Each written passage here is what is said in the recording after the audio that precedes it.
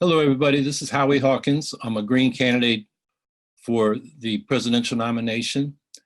And I just watched the Democratic presidential debate, and I have a few comments basically on the things that ought to have been said by one of those candidates and wasn't.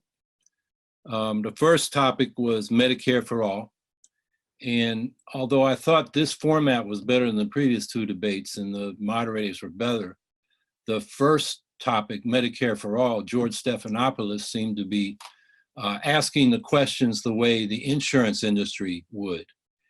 And so, he kept saying, how did he put it? Are Sanders and Warren going too far in calling for Medicare for all? And he put that question to Biden and sort of set it up that way. And then he kept asking, well, is the middle class going to pay more taxes? And, Warren answered, they're going to pay less. And he said, but what about the taxes? And somebody, I think, could have said more clearly that, yes, you'll be paying taxes for your health care, but overall you'll be paying less. And I thought, the defenders of Medicare for all, Sanders and Warren, were pretty good on that. But I think they could have made that point better. The other point is, the other candidates are calling for a public option. And while Sanders and Warren kind of indicated that we're paying more now with private insurance than we would with the Medicare for all system, they didn't state clearly that the public option would actually keep all these private employers, insurers, and therefore keep all the red tape that the providers have to go through to get paid. And that's why it would cost more. And I thought that was a shortcoming in their answers, and is a point that needs to be emphasized in defending Medicare for all. And then they moved on to the question of racism, and people hit on particular things. Only O'Rourke called for reparations, the H.R. 40 bill from Sheila Jackson Lee, that would set up a commission to study and then propose reparations for the descendants of enslaved people. And they talked about criminal justice system, and that got a lot of the attention. And they talked generally about attacking systemic racism. But I think somebody should have said something like, the answer to white supremacy is Black power and brown power. In other words, we got to get the racists out of positions and institutions where they're the gatekeepers that discriminate. And that goes on to this day. When we talk about reparations, it's not just for slavery and its legacy, it's for all the discrimination and segregation that's gone on since then.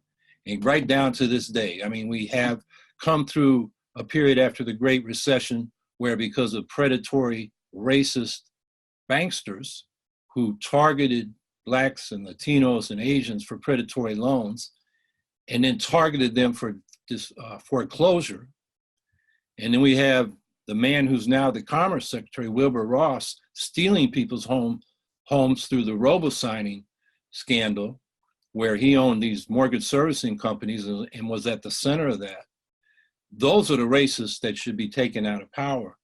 And I think that kind of approach needs to be emphasized, because you can pass laws like we have anti-discrimination laws, but if the racists are in power, those laws don't get enforced.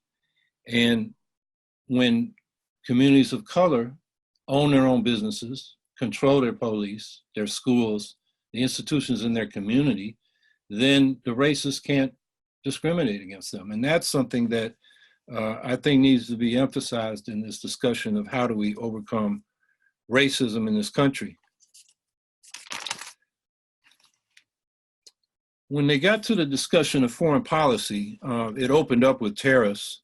And right away, all the candidates seemed to set up and play right into what is the US strategy, that our strategy is to be the sole world superpower, and that we see China as a competitor that we have to push down, which is ridiculous. I mean, China was the world superpower for 1,000 years before 1800.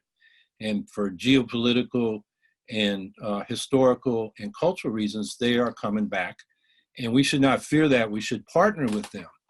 For example, when we went to this Trans-Pacific Partnership Treaty, there were problems with it, like secretive trade tribunals that only states and corporations had access to, not the public, and their decisions, while we got the result when they knocked down a non-tariff trade barrier, in other words, a regulation or a public service, we couldn't read the opinions. And that was crazy. But a big problem also was that this tried to get all the countries of the Pacific together against China. We should have brought China into the tent and developed a trade agreement that was for the benefit of all countries. They seem to put trade agreements as us versus them. What we want to do is raise up labor and environmental standards across borders so that the capitalists can't play the working classes of one country off against another because of the differential in wages and regulations. And so that competitive approach to trade issues was, I think, fundamentally wrong. And we don't need a whole new approach. And then Julian Castro said America needs to lead again on human rights. There are plenty of reasons to criticize China on its human rights record. He mentioned the Uyghurs as one example. You can look at what's happened to the labor movement there in recent years. It's become more repressive for them. But to say we have to lead again, I wonder when the United States did lead on human rights. I mean, we overthrew Honduras by watching their military grab the president's Zelaya and take him out of the country in his pajamas. They did the same thing to Aristide in Haiti, took him out of, grabbed him in his pajamas early in the morning and dropped him off in Africa. And then what followed were repressive regimes, which we supported to change. So if we're going to talk to China about their human rights, we first need to stop abusing human rights abroad and also fully realizing human rights at home. As one of the founders, who was an abolitionist, Thomas Paine, a revolutionary, is involved in the French Revolution as well as the American Revolution, said, you know, the best foreign policy is to set a good example and then to interact culturally and through trade with other countries. And that's how you spread democratic rights. And I think that's the model we need to take instead of getting involved in this great power rivalry and try to, you know, knock China down and not let them be a major partner in the world. Same goes with our regard for Russia. We can criticize their human rights, but they're a nuclear power. This is another thing they didn't talk about. We're in a new nuclear arms race, and the nukes are on hair trigger alert. They're introducing hypersonic missiles that are 6 times faster than the old missiles, which means there's no time to see if the alarm you got was a false alarm. We're getting out of the nuclear treaties. We are in a multi-trillion-dollar nuclear modernization program of our strategic forces, as well as putting more and smaller tactical nukes into conventional forces, which makes the nuclear threshold lower. And if those tactical nuclear weapons fly, it won't be long before the strategic nuclear weapons fly. So we need to talk about a policy of taking the nukes off hair trigger alert, pledging no first use, unilaterally disarming to a credible minimum deterrent, and then on that basis, going to the nuclear powers of the world and saying, we got to get on board with this treaty for the prohibition of nuclear weapons, which 122 nations agreed to the text of 2 years ago. The campaign to get that treaty adopted got the Nobel Peace Prize 2 years ago. And Americans don't know that. It's not being talked about in the presidential debate, and that's why we need the Green Party to bring issues like that to the fore. And a little later, they got to talking about Venezuela and the way Jorge Ramos talked about, you know, repression and lack of free elections, and asked Bernie Sanders if that is socialism. And, you know, Bernie talked about, you know, Scandinavia and Canada. But I thought, you know, and then all the candidates were saying Maduro is a dictator and so forth. And the United States and politicians here have a lot of nerve saying that when the Democrats backed Trump and Bolton and Elliott Abrams and the whole crew in an attempt to stage a coup in Venezuela. I mean, who are we to talk about dictators? Now, I have criticisms of Maduro and what's going on in Venezuela, but, you know, nobody in this debate talked about lifting the sanctions, which are really hurting the Venezuelan people and are part of this attempted coup. And there are negotiations going on right now to try to get the different sides together in Venezuela and get to a more democratic solution. And nobody mentioned how we need to support that. So they don't even seem to really be on top of what's going on now and just buy into the rhetoric of, demonizing Venezuela. And finally, to characterize Venezuela as socialist, yes, the Hugo Chavez movement, the Bolivarian revolution had socialist aspirations, but the fact is that's still a capitalist country. 70% of the economy is owned by private industry. And because the capitalists had so much power, it is part of the reason why it's been destabilized. So there's a lot to discuss there, but the way these folks in the Democratic Party took it on was not constructive, and actually creates a situation where there's going to be a lot more misery in Venezuela. The first thing to do is lift those sanctions and support the negotiations.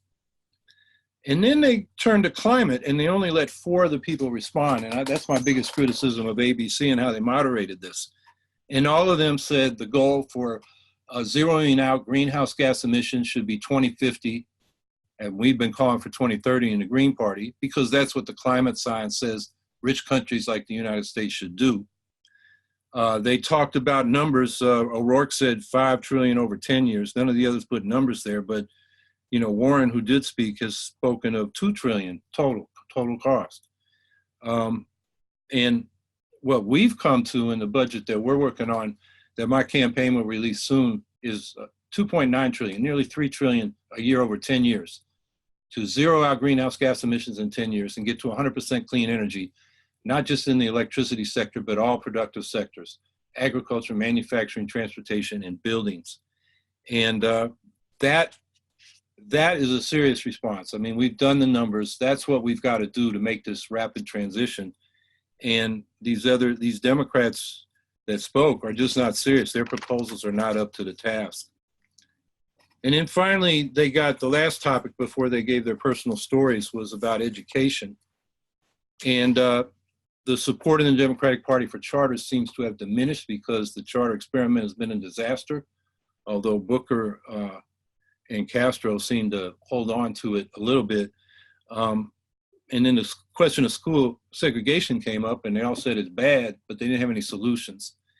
And I think this needs to be a priority for the federal government. We know when students are integrated by class, you can't do desegregation by race because of court decisions, but they've done it by economic background. And in those cases, low-income, poor students come up to the level of the middle-class students. The middle-class students actually do better. Everybody does better. And it changes the culture of the school, and you don't concentrate the problems of poverty in poor schools that are also underfunded. So there are programs to establish economic balance that have been done in Wake County around Raleigh, North Carolina, that was very successful till the Tea Party won in 2010 and they started to dismantle that. Cambridge, Massachusetts is another case, and there are others around the country. And the fact is that after a brief period where they tried to do some housing and school desegregation, really in the 1970s, by the 80s, because of court decisions and the white backlash, it was abandoned. And so gimmicks like charters, the so-called civil rights movement of our time, which actually increased segregation of schools, was adopted by the Democrats and the Republicans, and they avoided the question of segregation. The real estate market is racist to the core to this day. And it's hard under the laws we have to prove discrimination, but the results are in the fact that residentially we're more segregated than we were going into World War II. And the schools have been getting more segregated since 1980s. So that needs to be a high priority. And that's something that I hope the Green Party will be able to advance. So those are my comments on the debate tonight.